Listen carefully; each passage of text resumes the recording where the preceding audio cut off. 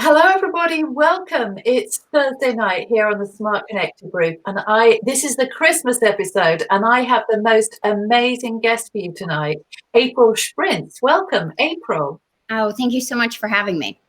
Now you can see April's got a beautiful Christmas tree in the background. We're all dressed up in our Christmas outfits, and that's all for you, for your benefit, because April is really all about giving, aren't you, April?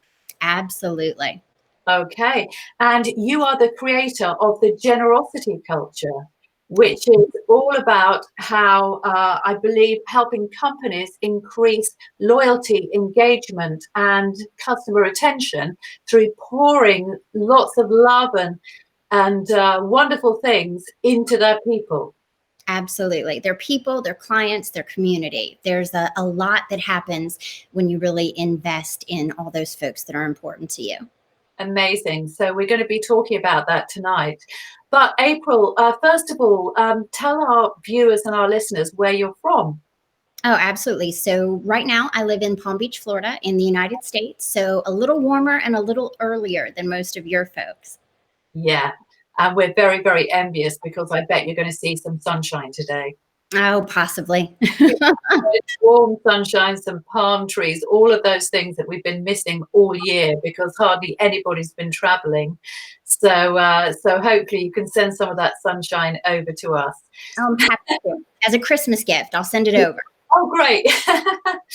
Okay, so tell us a bit about your history, April, because you do have a very interesting history. You haven't always been a speaker and a coach and consultant, have you? You're actually a proud veteran as well, aren't you? Absolutely. So I was very honored. I got to serve in the United States Air Force and did that for about 7 years. Learned a lot during that time. And when I exited the military, then worked in finance and software before starting my own company about 4 years ago. And you've got a very impressive track record of business development, haven't you? In that time, you've managed to help companies raise millions and billions of pounds, haven't you? Dollars, haven't you? Yeah, not pounds. If I could just get to pounds, Jane, it would be a much bigger number, right? But Yeah, yes, absolutely. So additional revenue over $1 billion.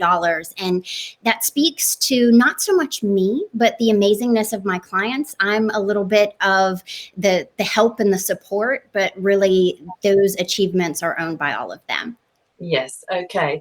All right. So, April, let's get into it. Why is giving important? I mean, Christmas is a time where we start to, but perhaps be more conscious of giving than we are at any other time of the year. But why is it so important to you, and why did you choose to focus on this as a primary area of interest for you? Absolutely. So for me, giving is an all year round thing. And very early in my life, I had someone make just a tremendous impression on me. And she, when I was 9 years old, came into our home. She was the head of human resources where my mother worked in a factory. And she didn't come there for a good reason. She actually came there because my mother was going to rehab. But she did it herself and came into our home because she knew my mom had a child and she wanted to be there when I received that news and really make it easier for the family. And up until that point, I'd never met anyone like her, Jane. I had come from an extremely humble background where more often than not, folks said, well, we don't do those sorts of things. That doesn't happen for us. And here's this beautiful, amazing businesswoman who didn't look unlike you, actually. And I was very stunned about it. And wow, this amazing woman came in and not only did this wonderfully generous thing, but she also took an interest in me and said, April, I want to be your friend. I want to be part of your life. So she began mentoring me. And to this very day she's my honorary Aunt Sue. And she has really just poured into me the way that I talk about we should pour into our employees and our clients and our community. Because she did that, she changed the entire trajectory of my life, changed the way that I lived it. That also went into changing and forming the way that I did business. So I approached it differently than most folks, whether I was in the military, in the corporate world, etc., and just had tremendous results based on this idea of pouring into other people. Wow, that's really such a lovely story, and it's amazing that she's in your life today as well. Oh, it's a wonderful thing. And it is wonderful for her to see that something that she did that actually she didn't see as that spectacular. She made Mhm, that offer to other people. That's just who she was. And to mhm. see that it had this impact that spanned generations and continents is it's really heartwarming for her. And she takes no credit for it, although she should. And I think that we can all think about that and how often we might really impact someone when to us it's just a normal day. Oh, that's so nice. So when you actually work with businesses, Mhm. April, I mean, how does this actually translate in terms of the practices that they bring to their employees or their clients, or how would they change and do things differently? It's a great question because I'm sure you've picked up on the fact this can seem a little counterintuitive. Well, this is really warm and fuzzy and great, but how does this help my bottom line? So, we start with employees for a very specific reason, and often we start with the sales side. Yeah. And we do that because they have a direct impact on revenue, on other internal employees, and then also on your clients. And we really take that time and pour into them. And what I mean by that is you train them, you mentor them, you spend time with them, find out who they are as people, not just as employees. And I think that the UK probably does a better job of this than the US, candidly, because in the US, we really want, what can we get? What can you produce? What can you do? When Mhm. you do this for your employees, several amazing things happen. One, you can uncover hidden gems in your organization that were sitting there and you had no idea that could really make for some tremendous success. I had an example with one client where I took someone who was in a low level accounting position. We ended up making her the director of operations. That Wow. business was able to double revenue year over year Oh, where they had been before because she just knew everything that was going on. So she was in a low level position, but very high competence. And by pouring into her, talking to her about what she wanted to do, we were able to realize that she had taken that job to get in the door. And they were just sitting on this hidden gem, and most companies are. And the other thing that you're doing is you are modeling for them the way that you'd like them to invest in your clients, and they're going to learn a lot more from you, much like our children, right? By what you do than by what you ask of them. So that's why we start there. And it has a tremendous impact on morale as well, because a lot of times the folks who lead sales in an organization, regardless of their position, they're also an internal customer to a lot of other folks. So when they start demonstrating the principles of the generosity culture to the operations team, to the administration team, that starts to change the entire feel of the company. I really, really like that. And of course, it does come from the top as well, doesn't it? That cult, if you like, that culture of generosity, because you can't have a mean board, for example, and have a loving, giving kind of feeling throughout the company. It does come down from the top, doesn't it, April? Absolutely. And it's interesting. One of the reasons that I can be polarizing in a way is I've got to have the buy in from the CEO and from the board, not just that they agree that this is a good idea, but they have to do it too. Mhm. Because candidly, the changes that they make as people and as leaders drive all of the other changes throughout the organization. Mm. So talking about boards and the C-suite, they're called, aren't they? These people at the top. A lot of the time, business is very competitive, isn't it? And Mhm. I've I've sat on boards and I've run businesses, and I know what kind of goes on. And I Mhm. know that it can often there's a lot of power struggles that are happening all the time. That Mhm. has been my experience. And so I would say that is that there must surely be a process of education that has to happen first of all in order to change those behaviours and make people feel maybe less threatened by being more open and more generous, as you said. Do you find that is where it all starts? It does start with that. And candidly, there are a lot of times that members of the C suite are going along with this.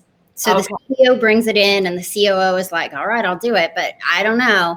And what is so interesting is those people are my favorite, Jane, because they will be the biggest spokesperson for it, because as they see things start to change, as the employees start to be different, the responses from clients start to be different, or we uncover a way to differentiate themselves in the market, they then become just the strongest, most loyal folks about it, because they were a little skeptical in the beginning. Oh, it's just such a great idea. So in terms of your programs, let's say if you're brought in and there's a program of change, at what point would a business bring you in, April? Would it be that everybody's being horrible to one another and there's a lot of political stuff going on, or is it that they're just going through change and everybody's in chaos? Or I mean, what would trigger them bringing you in and saying, it's just not working, we need something to be different? I think that's a great question. It's going to depend on the business, because what I find interesting is the folks that most need this are not the folks who are asking me to help them, right? And I want the folks that self-identify, I want this to be better. So they fall in about 3 different categories. The first category being a really proactive business that wants to scale and get really big quickly, but do it well. Yeah. And those are great because they're doing it for all the right reasons. Nothing's wrong yet, but they want to make it as good as it can be so that they can scale quickly. And that's fantastic.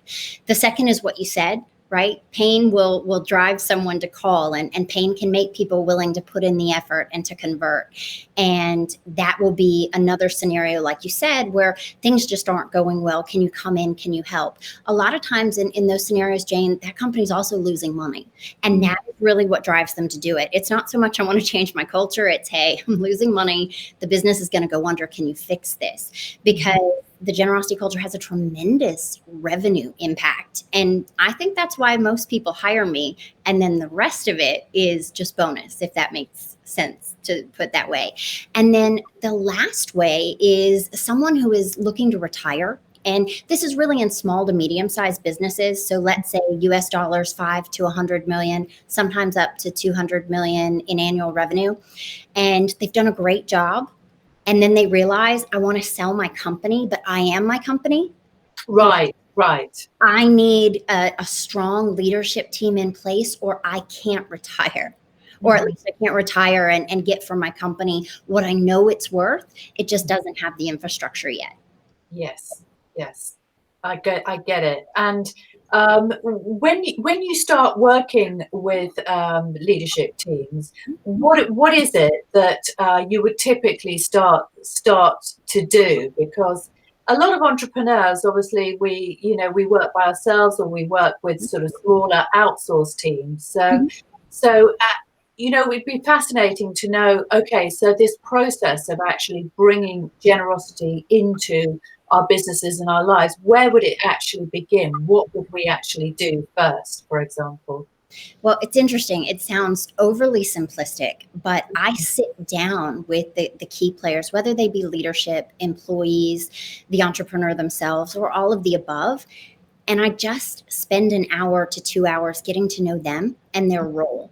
You would be amazed at how often leadership thinks they are too busy to do that, and they miss a lot of things. And I'll be happy to send to you, Jane. I have a quick document that you can share with your group that's 5 ways you can invest in your people, because literally anyone can do this. There's no magic thing to it. I'd like to say there was, but there isn't. And I'd rather everybody have their businesses running in an amazing way than say I'm the only person who can. But if you start having those conversations, the best changes that happen at any company come to me and to the leadership, either from their employees or from their clients. One of the 2 things. Yeah, so is it about responding to people's values as well? Because everybody has very different values, don't they? And what's important to some people may be unimportant to others. So is it partly about taking the time to find out what's important to people as individuals and what they really care about and what matters to them, April? I think it's both. So one thing that is super important is that as a company, we have values. What are our values? And that's important, one, because then you attract the right kind of people who align with you, and you repel the people who don't. Mhm. the way that you do things. And then, so that's a great point. And the second thing that a company having values does is it allows people to make decisions in absence of leadership. Jane, when you were running your company, if you weren't there, but they understood the values of the company, they would know what they should do based on what they knew. So that's really important. And then the other part, you're dead on. It's understanding what's important to them as an individual, because that's how you really pour into them. If they want to take on more responsibility, then you're finding ways to give that to them. If family time is the most important thing to them, it's how can we be more flexible? I think sometimes in business, we say, oh, well, it's business and it's not personal. It is Oh, personal, it's people. do you know, people have said that to me, and I'm like, I don't really understand where you're coming from with that, because I'm totally with you. I think business is personal. It's all personal, isn't it? And yeah, you can't really separate the two. So I definitely agree that it's not kind of okay, we leave our emotions to one side, we're coming to work.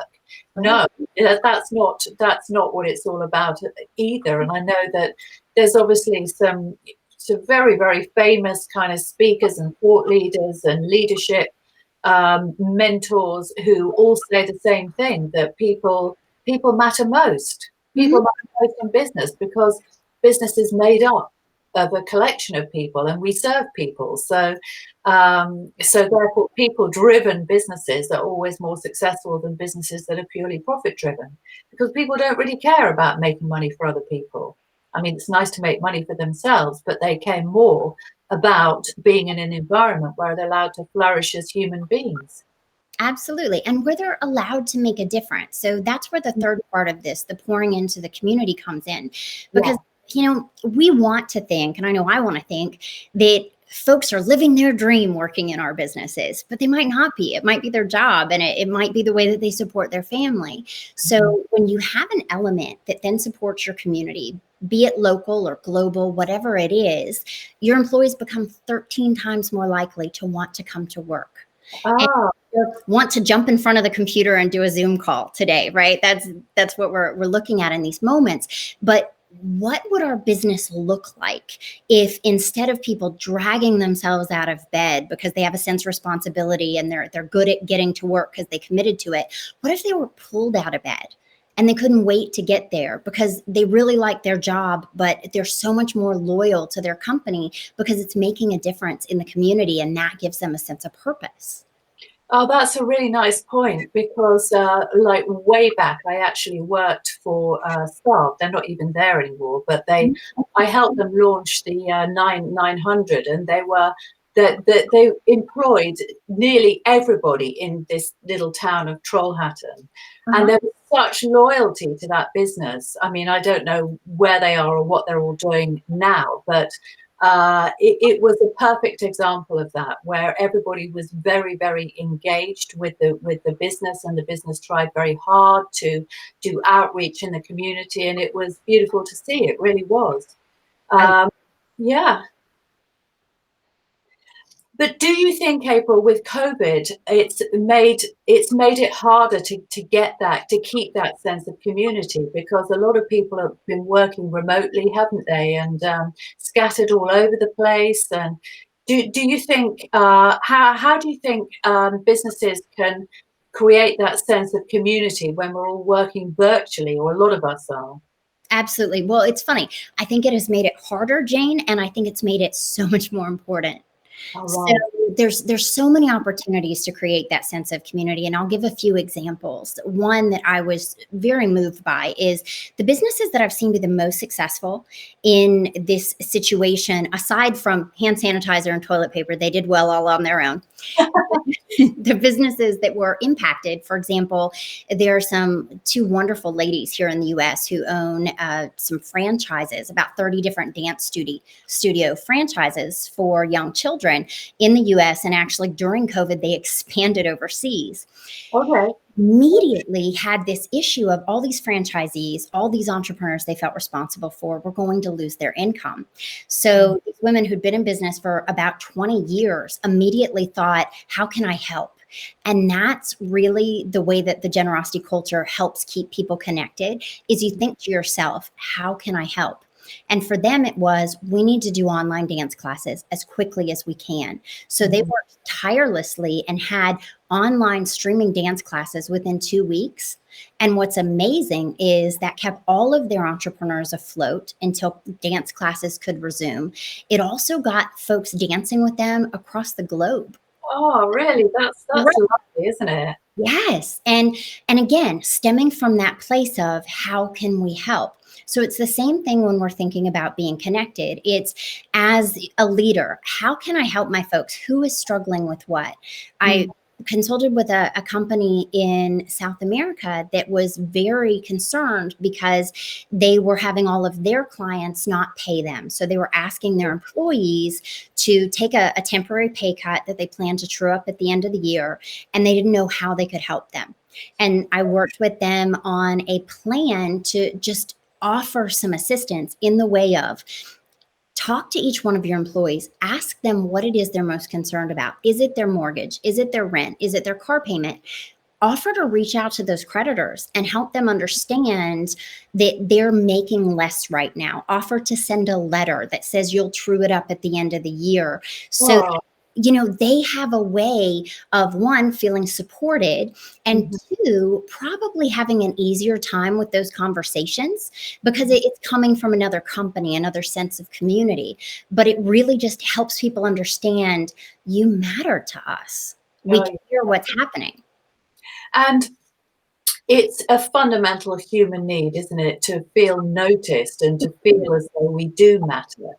So I can see how powerful something like that must have been. And what were the results? Did it? It must have increased their engagement and made them feel a lot happier about the situation, I would imagine. Well, here's what's interesting. Not only did it have amazing results with the employees, their clients found out. And Mm. their clients were so touched that Oh, they were motivated to pay whatever they could pay as quickly as they could pay it. Right. So it has this cyclical effect that just keeps going because you inspire them. And then other companies that heard of the story were thinking, okay, well, what can we do for our employees? So it just grows that way, which is amazing, because if there's anything that I think we've gotten out of the pandemic that is positive, is that sense that we're all on the same team. mhm, We're all a little closer together. We're working towards the same thing, keeping each other healthy, getting through this. mhm, That's something that, as we move past this and it becomes something in the history books that we're teaching our kids, I mhm. hope that sense of community stays with us. Yes, yes, that's a really, really good point. Now, April, you've got a book coming out, haven't you, next year? Magic Blue Rocks: The Secret to Doing Anything. I do. I am really, really excited about that because it's most of us really hold ourselves back, don't we, from fulfilling our true potential. So what is the secret to doing anything, if I may ask? Oh, absolutely. And it's, again, sounds so simplistic, but applied is so incredibly powerful. It's believing that you can. So, Mm, Magic Blue Rocks is a short read. It is 6 stories from my own life. And the whole premise of this is, I'm not smarter, I'm not more special, I'm not anything more than anyone else. But over all of these different examples, I defied odds. And there's nothing different from me and the next person other than I had this belief that it was absolutely possible. And I would argue that that is what I help companies with the most, is the belief that things can be different, the belief that they can really have these relationships with their employees while they're making more money, those sorts of things. So, for anyone who questions whether or not they can, I want them to know all the reasons that absolutely it's possible. oh, that's lovely. So when you say that you've taken some stories from your own life, obviously you talked about your early life, but give me an example of one of the other stories that you talked about in the book. Sure. So, one of the stories that I tell is when I got out of the service and Mhm, I was looking to get hired at a company. And although I had the requisite secondary degrees and I had work experience, and I was actually working at the company already as a temporary employee, and they said that I wasn't qualified, that I didn't have everything I needed. So I made a strategic plan and, in a kind way, Jane, harassed them into agreeing I should work there, and stayed there for 10 years and made a huge difference for that company. That's amazing. You know, it's also an issue for a lot of veterans here in the UK. When they come out of the armed forces, they also struggle with employment, and they also struggle with people telling them, well, you're not qualified for this and you're not qualified for that, because you don't have experience. So a lot of them do end up becoming entrepreneurs. I know a number of people who, you know, have that armed services background, but because they've been trained in leadership, a lot of the time they really start taking off and they really start rising because they've been trained in terms of how to lead and how to inspire other people. So it goes back to the same thing, really, doesn't it? It does. Well, and it's interesting to me that when you think about this, and this is one of my big things when I'm working with companies, some people look at aptitude and some people look at attitude. And I believe that you can be taught any skill, and I will hire attitude every day, promote attitude, those sorts of things. And I think in the UK, they have the same issue that we have in the United States, which is it's not that these veterans aren't qualified. It's that the terminology and lingo that's used to describe the skills isn't easily understood by either side. We as veterans don't know how to communicate it well because we have this lexicon that we've been taught. And then on the other side, on what we in the US call the civilian world, they don't understand our terminology either.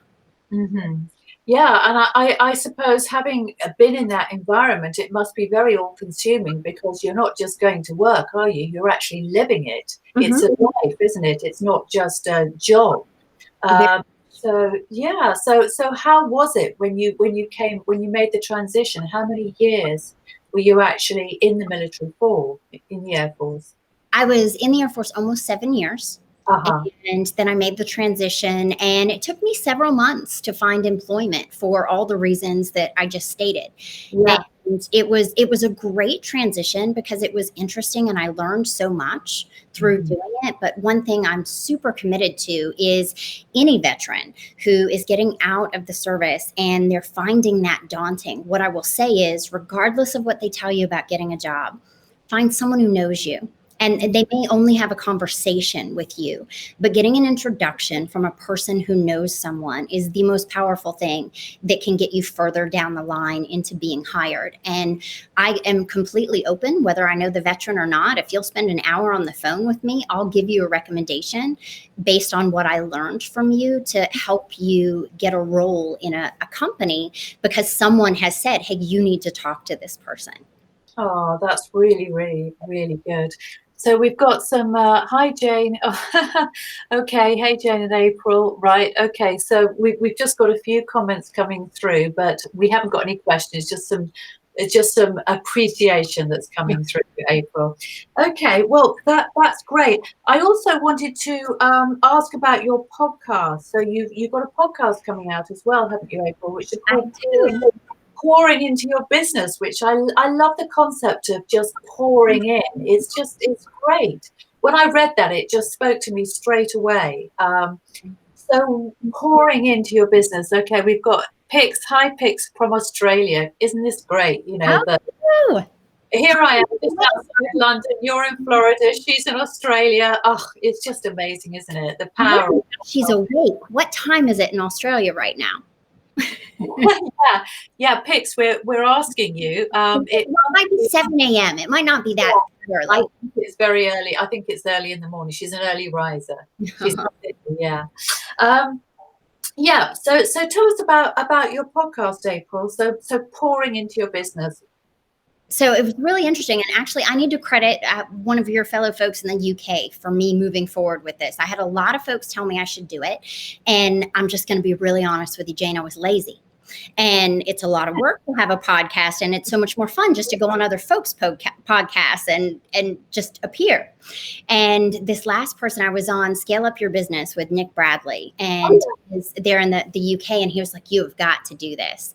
And I actually had the pleasure of interviewing him for his last podcast of the year. And he said, you're doing this, right? And I was like, I'm doing it. So I will launch it January 1st because I've been called out on air and we're going to make it happen.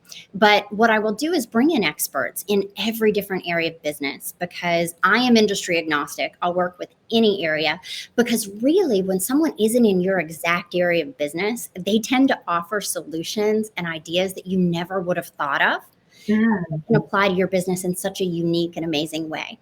So I will bring on entrepreneurs and leaders from companies all around the world to help people understand ways that they can pour in to their employees, to their clients and their community, as well as themselves. Because we'll definitely spend time talking about mindset and self-care and how that can make you such a better leader and entrepreneur.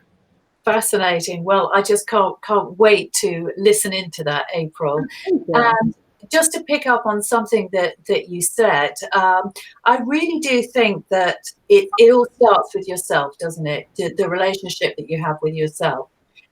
So before you can pour into others, you have to be able to, in a way, pour into yourself, don't you? And respect and honor yourself. So do you think that it's easy for people to do that, to change habits, perhaps, if they haven't been used to doing that? I don't think it's easy, but I think it's easier than living the way they've been living. So you bring up a wonderful point, and I work with a lot of leaders on this, where maybe they're pouring in too much to folks, but not necessarily with the kind of pouring in that's giving them results. So let's say, for example, an overzealous leader that does too much for their employees because they don't have the kind of boundaries that would really serve them well. So they're answering emails and texts at 10 p.m. at night, and they're giving people answers to questions that they could really solve for themselves. And I'll work with them and say, look, your best answer to any employee question is, what do you think? And the best thing you can do is to set boundaries with your time, because not only does that make them, to your point, they're taking care of themselves, they're really pouring into themselves. And so they're going to be a better, more present leader, better at home. But everyone who works for you is a future leader. You're modeling for them what is and isn't okay. So I've assigned homework to C-suite executives, which is you have to leave for lunch twice this week. And if you don't, then you have to let me know, and we'll deal with how we handle that, because you've got to model that for your employees. Well, that's absolutely right. And it's not just your employees, it's your clients. In fact, it's anybody that you engage with. You have to show them that actually, as you said, you have boundaries yourself, and that you want the best for them. But it has to work both ways, doesn't it? Absolutely. So April, what can you give us some idea of one of the projects that you're working on at the moment, or what you've been doing recently? Because I'd love to hear your case studies. Oh, absolutely. So I have been working with some companies in the education industry and helping them, which that was another industry that obviously COVID was very impactful to. And again, what was so interesting is realizing that by asking, okay, well, how can we help our clients right now? We're not in a position where we can sell. They're not in school. So let's change our focus. Let's work on those relationships. And that will be something that continues on even when we're offering our products. So what was really amazing is the ability to take a step back, to use this time when folks would be like, oh my goodness, we're not doing anything, we're not selling as much as we should be, that sort of thing, and approach things differently and talk to their clients and ask them about what their challenges are now, what their challenges are in the normal times, and find some solutions. Some things were fairly simple. The resources that they could help them create so that they could have more dynamic Zoom teaching, right? So at-home kits of things that were printed out and and created things that kept attention better, even if it's just like red and green squares. So it's like, if you agree, hold up the green square, and if you disagree, hold up the red square, to help people engage. But what's amazing is that ended up helping them come up with an entirely new line of business and a way to understand that those different things that they could create, those different learning tools, were something that would really become the future of the business. Wow. They organically got to see how helpful they were. They already knew it in theory, and I think they had those ideas anyway in really small form, because it was a newly purchased company, but then really seeing how impactful it was, getting that feedback. And what's amazing is just what that does to the reputation of the company. So where people are like, oh gosh, I can't go out and prospect. Well, guess what? You've now made so much of an impact on folks who are already your clients. They're telling other people, and those people are calling you. And now you have a new product line, a new offering that is so helpful, and you have people that are coming to you and asking you for it. Wow, that's really amazing. So it has an impact on innovation as well. Oh, absolutely. Well, it's huge. So let's think about that. If we get in those conversations and we're pouring in to our employees and we're encouraging them to have those same kinds of conversations with clients, which I find a lot of companies that aren't super excited about their processes don't want to have conversations with their employees, their clients, because they're afraid they're going to say something's wrong and they're not happy. Mm. But what I have found is, and Jane, you've experienced this yourself. Everyone here on this live has experienced this. When you are upset with someone who's providing you a service or a product, and then they come in and they fix it, and they fix it well, you like them better than you did before you were upset. So it is literally an opportunity to expand upon those relationships and make them better. And oh, by the way, hidden, just like those hidden gems, your biggest problem client is going to tell you an issue they have that everyone else has that they're not telling you because they don't have time. And if you address it, that might be a way for you to offer something that differentiates you from everyone else who does what you do. Oh, I love that. I love that. So it's about feedback as well, and about taking the criticism on board and complaints and dealing with them in a appropriate way. Well, and not even looking at them as complaints, looking at them as opportunities to do better. So changing your mindset about it. This is a good thing. I'm glad this client's telling me they're upset, because the flip side of that is not to tell me and just to leave. So thank you for giving me this feedback. I joke all the time. Feedback is the gift that keeps on giving. You want that feedback. And once you have it, you can get that much better. And again, that mindset really drives innovation, because you're not afraid of someone being upset. You're not afraid of failing. You're not afraid of doing the wrong thing, because you're focused on what can we do that's right. I love that. And, when I'm talking to you, April, I'm really getting a sense of this passion and almost like this North Star, that it's almost like a conceptual thing, that if you set your North Star as, look, we're going to be a giving culture, we're going to be a giving company, and that is going to be the way that we live our lives and the way that we behave to everybody, that in a way you don't need to think about it too hard. You just need to say, that's the type of company that we are, and this is going to impact on the way that we behave with everybody, right? I love it. Yes. And so it becomes easy. And what's so funny about it is, again, it seems counterintuitive. And I tend to not use the word giving as much, because I notice that executives grab their wallet and I'm like, it's not money. It's actually something far more valuable. I want you to give your time. Yeah. But when they do, you're 100% right. It becomes a North Star. Everyone knows what to do. Everyone is now more empowered, because it's not based on an arbitrary set of rules or what does the profit and loss statement look like. It's based on what would help the most, what would be the best for this person, for this client. So what happens if you've established this culture of generosity and you have a bad apple who doesn't want to cooperate and just like, oh, this is all fluffy stuff and nonsense, and I don't care about any of this stuff. I'm just going to go and do my own thing. What actually happens to that kind of person inside an organization that is trying to become a more caring and successful organization?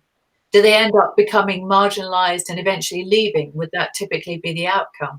Well, so it depends. I've seen it go three different ways. The first one is if they're not too far down that path, it can change things for them. And it can be really interesting if there's someone who's never experienced this. And let's say they're much older in their career.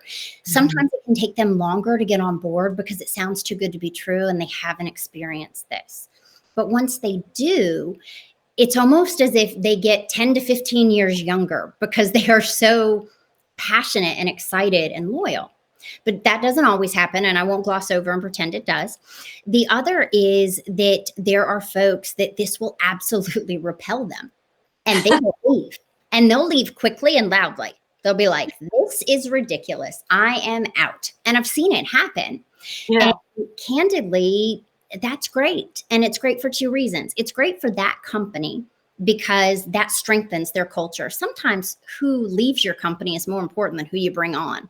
From how the company functions, but then also for that person, because, and I have had to let go of people who weren't a good fit. And what I want for them is to go somewhere else, be amazingly successful, and come back and say, see, April, you let go of me and I am amazing. And that's what I would love to see, because they're not going to be successful in an environment that is at such odds with who they are and what their values are. You want that person to go where they can be successful. And of course, a lot of entrepreneurs, we're doing it for ourselves because we've had those bad experiences with the really tough experiences in organizations where we did only feel like a number and we did only feel like we were there to give rather than ever to get. And I certainly had that experience myself. And I was actually, my business was bought by a US company, funnily enough. Now, I'm not criticizing US companies because there are, great company cultures and bad company cultures the world over. But when I think about the way that the sale was actually managed, I mean, this was a common experience for everybody, I think, at that time, because I heard it from lots of different sources. But you would get acquired, and then all of a sudden you were expected to change overnight and become what that business expected you to become and do exactly what they expected you to do without them ever taking the time to explain. It was just assumed, well, look, we paid you all this money and now you're ours. Do you find that when in that situation, when there are mergers and acquisitions, that there's a particular need for a culture of generosity? Oh gosh, absolutely. And I've been through exactly what you described, Jane, on the other side. So Okay. I'm part of the soul sucking company. Yeah. It sounds terrible, but you tend to, when you're a big, large corporation, acquire these boutique, cool, innovative, smaller companies. Yeah. And then for whatever reason, and this was something that frustrated me quite a bit because I was fairly junior in these organizations, you take everything that made them special away. And instead of becoming more like them, because that's probably what would make you really competitive, you want to make them more like you. So absolutely. So imagine if when they came in, if instead they had those conversations we talked about with you and your employees and gained from you that insight of what made you who they wanted to acquire in the first place. Yes, 100%. And it shocks me that more companies don't do it. And it's funny because the ones that do are the ones we're talking about all the time. Oh, You yeah. know? That's right, and it was well known after we were acquired because they were acquiring a lot of businesses at that particular time. They were on a buying spree. So a lot of us got acquired at the same time. They were European design agencies, so it was quite fun because we had to go and visit them in their different, all the different European capitals and see if we could do business together. So there was like a fun side to it as well. But we did hear the same story again and again and again about how they just want us to do this and they just want us to do that, and they haven't asked us about this, or they haven't consulted, they haven't tried to integrate, or they haven't really talk to us at all about our business and what makes our business special and why we were able to achieve those profits in the first place that made us saleable. They just kind of take it all for granted. And then I found out that there were companies in that space who were also acquiring businesses that approached it completely differently. Mhm. And they tended, the acquisitions that they made tended to be more successful, Mhm. and they integrated more into the organization, and the businesses didn't fall apart. I mean, I left my business after about a year. I managed to negotiate an exit, Mhm. but the business itself actually fell apart after about 2 years after that because they just couldn't take it any longer. So it just underpins everything that you're saying. And it's not surprising. And it's interesting when I see businesses that acquire a great deal of other businesses, I always dig in because if you're doing it well, you only acquire a few and then you continue to grow organically. If Mhm. all they're doing is gobbling up businesses, Yeah, I that would don't be, know what's going on yeah. unless they're growing exponentially in a huge way. Usually they're just bringing them on and stripping out cost, which the only way to cut your way to greatness is if you're a bodybuilder. Otherwise, it's not going to work. No, no, no. Well, actually, I do think that at that particular time, a lot of it was to do with stuff that I didn't fully understand, but it was to do with kind of accounting and the stock market and the share price, and Mm, that there was a lot of that stuff going on. But it certainly wasn't about the culture. That's for yeah. sure. Yeah. So we've got some comments here. So Shamin says, "I'm from Bangladesh." So we've got wow, we've got people from all over the world. This is amazing. All different continents. Welcome, Shamin. So Dan says, "Do you think that some business owners neglect generosity because they can't see a physical correlation between it and an increase in cash flow?" So in other words, the bottom line. So they say, well, I'm sure that some people, I can just imagine some cynical finance directors perhaps saying, yeah, it sounds good, but we're under a bit of pressure at the moment. We have to cut costs right now. We can't afford all this nice stuff, nice to have. Mhm. So do you find that you have to that you have to collect stats and you have to present them with hard data in sometimes in order to get your message through, So, April? yes and no. So, number one, absolutely. That is something that there are folks that it doesn't matter how great their company does, they have what I would call a scarcity mindset. And Yeah. so they don't invest as much in their company. And again, the investment can be time. It Mhm. doesn't have to be money, but they're scarce with that too. I don't have time to do this. I don't have time to do that. So it's Oh, definitely something that happens. Do I convince companies that it's worthwhile? No, I don't work with those companies. mm, And candidly, the companies that I do work with, I absolutely have metrics for them. Folks that have worked for 6 months on generosity and then done 10 times the top line revenue they were doing before, or 4 times the profitability. I can share those, but I don't want to work with the companies that have to be convinced mhm. because their thought process and their buy-in matters more to their success than anything I can do. So I Yeah, want to spend my time with those folks that believe in it because yeah. they're the ones who are going to have exponential results and help more and more people because of it. Yes, yes. I completely understand that. Okay, so let me just have a look. Who would be your ideal podcast guest? Dan is asking. Ooh, that's such a great question. So, my ideal podcast guest now, is he looking for a famous name or does he want me to describe someone? Because I can do both. Why don't you both?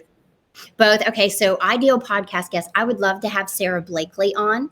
She is the Oh, creator of Spanx. yeah, And I just find her amazingly inspiring because she did so much just out of belief and because she was raised by great parents who encouraged her and her brother to fail as much as possible. Interestingly, they are both exceptionally successful entrepreneurs. As a person, though, if it was anyone, if it wasn't someone that everyone knows by name, anyone who has unique insights that can be helpful to leaders and entrepreneurs is a fantastic guest, but they have to be fun, because really, who wants to listen unless we're having fun? Absolutely, absolutely. And also, if you're doing a video podcast, then it's always good to kind of have people that dress up and have a nice background and a lovely Christmas tree, as we have tonight as well. Okay, so Pix says she'd be interested to be a guest as well. Now, Pix is the couragepreneur. That's how she called that. I love that. Please, if we're not already linked up on LinkedIn, please reach out to me. I would love to have you. Yes, exactly. So the couragepreneur, I love that. So great. Okay. So what are you planning for Christmas, April? Are you staying in Florida, and are you staying with family, or what's on the cards for you? So I'll be staying close here in Florida. I think that most folks are probably staying pretty close, and I'll be working on launching the podcast because as I like to do, I gave myself about 2 weeks to shoot and get 6 episodes out there for everyone so we can launch. So that should be a lot of fun. Fantastic. And are you planning to do mostly video, or are you going to do audio podcasts? So I'm going to do a mix of both, absolutely audio podcast, but I'm going to shoot video as well, just because I think that adds an extra element. And especially if someone on my show is someone you really like and admire, you want to watch them, you want to see them talk and things like that. So I'll offer that as well. Definitely. Okay, well, I just wanted to thank you very much for joining us tonight, April. It's been such a pleasure. I am so excited to have you here, and it really has been a great opportunity to talk about the culture of generosity and giving and so on. So thank you very, very much. Now, if any of our viewers or listeners wanted to get in touch with you, what's the best way for them to do that? Absolutely. So I would love for them to connect with me on LinkedIn. I put out a lot of helpful content there, and my website is drivenoutcomes.com. There are also a lot of free resources on my site that can help you regardless of where you are in your leader or entrepreneurial journey. And I will send you that PDF as well, Jane, so you can share it with your group as well. I will share it. Okay, well, thank you very much, April, for joining us, and I hope you have a wonderful Christmas. Oh, you too. Thank you guys so much. Have a great night. Bye.